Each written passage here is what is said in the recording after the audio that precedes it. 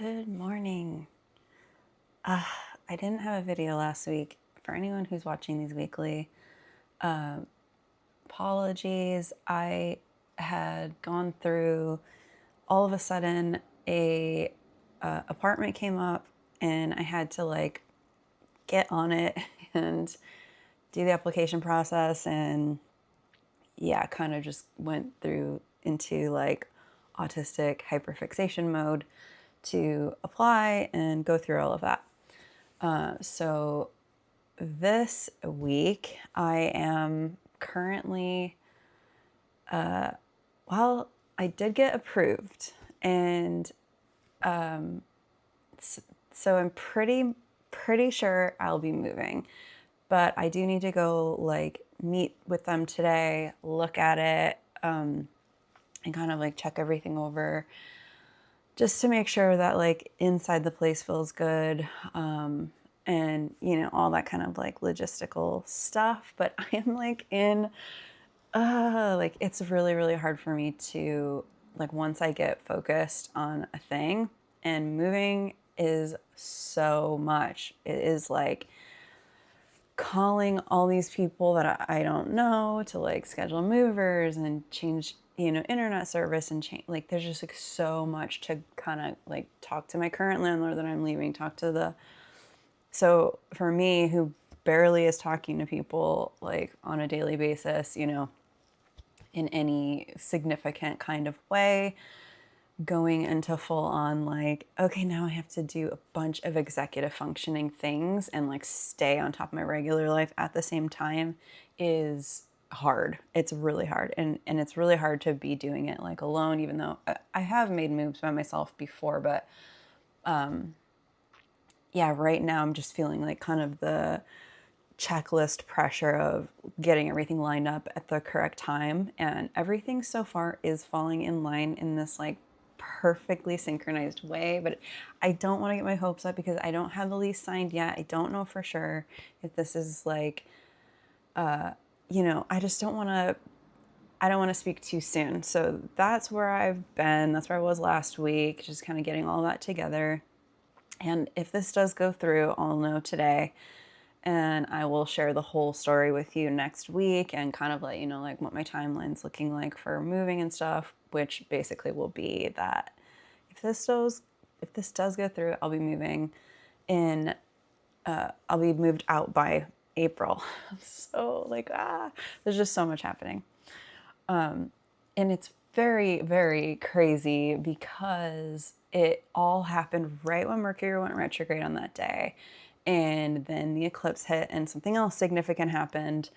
And so I'm also noticing a lot of people are moving at this time. And so I just want to say this Mercury retrograde seems like it was a push, where I know a lot of Mercury retrograde people will say go within, don't sign things, don't go travel and stuff like that. But with it also having the eclipse energy behind it, it felt, and then Venus went into Aries. We're about to be in Aries. Today I think is the start of Aries season. So Aries is just pushing us all forward.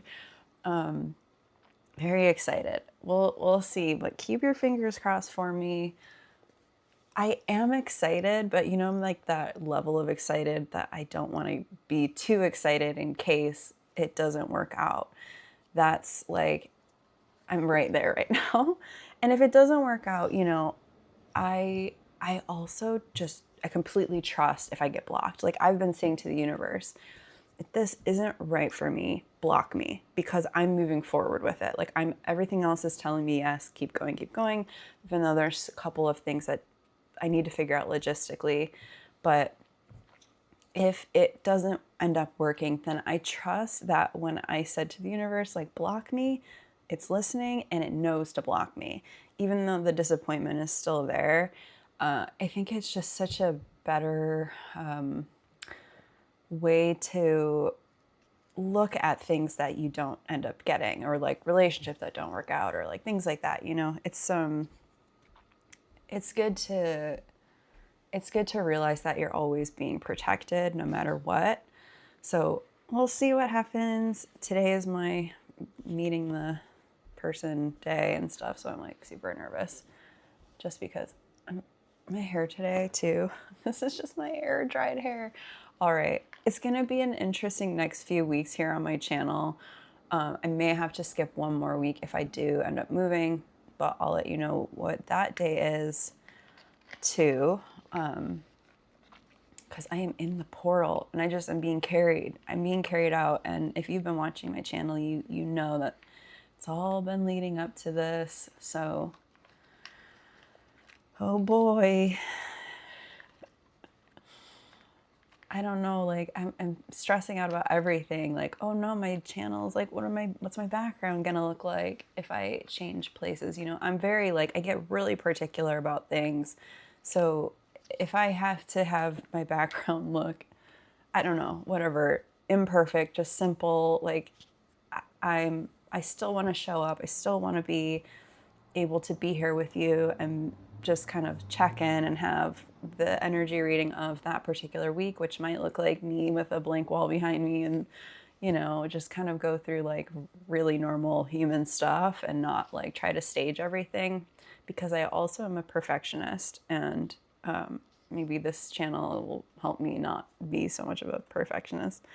The card I pulled, efficiency. Yeah, I'm getting so much moving pieces together and having to just like, oh my gosh, I avoid calling people on the phone like so much, and now it's just kind of like when you have to freaking do things, you just have to buckle in and do them and do the best you can.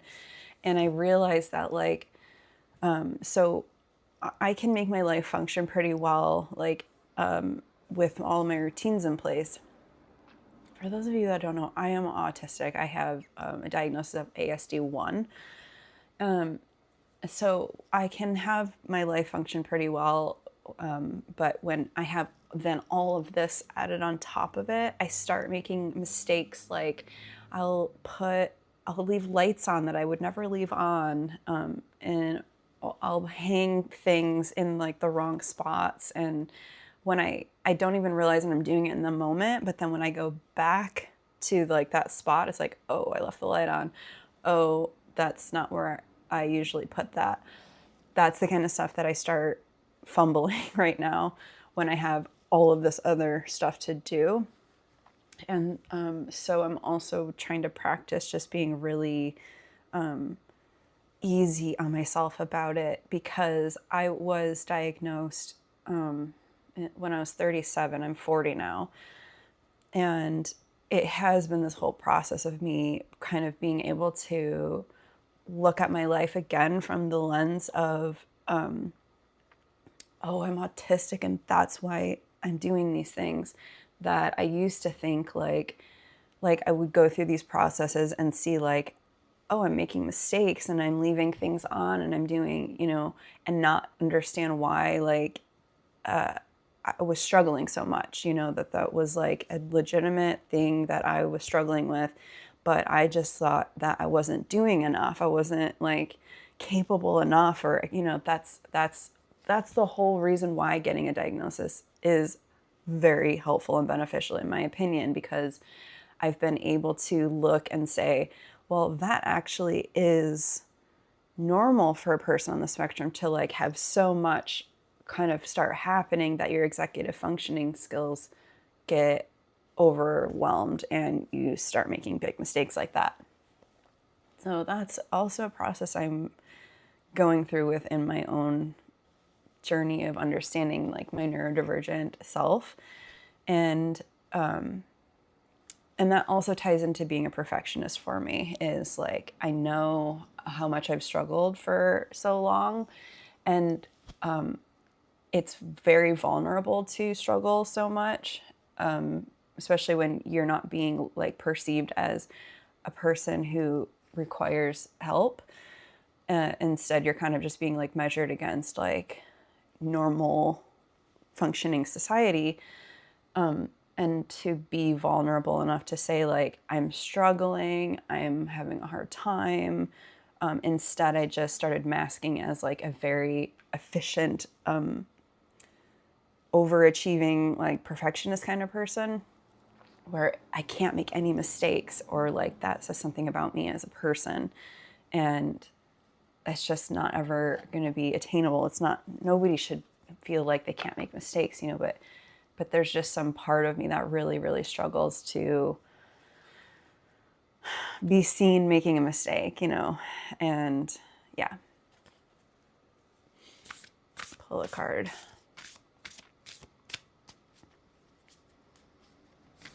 Wow, what a, I have to meet with a person today. That also stresses me out because I know I have to go and mask, Hi, how are you? I'm really good with people. Like, I'm really good talking one-on-one with people. And I actually really enjoy it, especially if I'm talking to people where it's like when I'm doing my sessions with people, we get to kind of just be in this very sacred connection with each other that you don't get to do out in the world, where it feels very heavily masked out in the world. You kind of have to stay on the surface with everybody. I love connecting with people in a deeper way. So, but when I know I'm going to meet like the apartment manager, I know it's going to be like a protocol, like surface, shallow, like, oh, this and this and this, and then have to ask like uncomfortable questions, like for me, things that are uncomfortable. Like I always feel like an inconvenience too, like I feel like if I ask like, oh, what's that? They're gonna be like, oh, this lady or whatever. Like she's too much. So it's way more for me than just like going to meet somebody and check out a place. And I've been like thinking about it ever since we scheduled it. Like that waiting mode of having to. Anyway, yeah, there's a lot going on for me right now. And there's a lot going on for my hair right now. I'm trying to let my hair air dry more to help it be more healthy, because I dye it myself. I do the pink myself, and the bleach really kind of gets to it after a while. I'm telling you this information for no reason other than I have a lot on my mind right now. And these are just all the thoughts that are coming to me unfiltered. So, heighten your vitality. Card number 49. My hands are always cold on this, like in the morning especially. All right, heighten your vitality, lady. Tap into the depths of your being and draw on your personal power. If you feel like your energy is low, infuse your mind with the warmth of sunlight and visualize this light bringing new energy into you. You have energetic reserves to draw on. Allow this energy boost to flow through you. Connect with others or do something you love to continue creating the change you need. Spend time with a friend, smile, laugh, and share human touch. Well, I have no choice but to share human whatever. Yeah. Okay. Well, I think what I'm going to do is just take, like, I feel like I need to just let myself be however I'm feeling right now. Because I think that a lot of what my masking has led me to do is in these times where I am feeling very like scattered and stuff like that, I'll force myself to sit in meditation and like, when really for a neurodivergent person, sometimes what's more helpful is like putting on headphones, going for a walk, get the energy moving, not necessarily like sitting there and trying to force yourself to like be a calm person. Like I'm an intense person. I have a lot of feeling. I have a lot kind of coming up and going on in me. And I think that it's important to not feel like you have to be calm, serene, balanced, all the time. Like that was something I was striving for so long, because I have so much intensity and I have so much energy, like in like when I can get really passionate and I can get really just, focused on something really intense about it.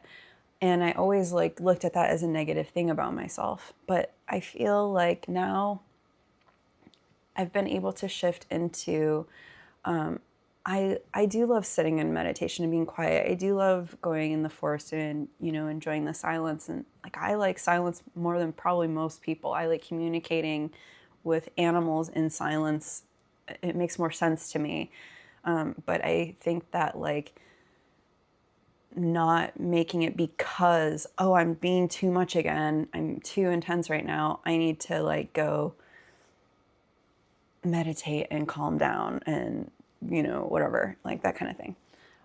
So that's happening for me right now too. And just wanted to share like the real process of a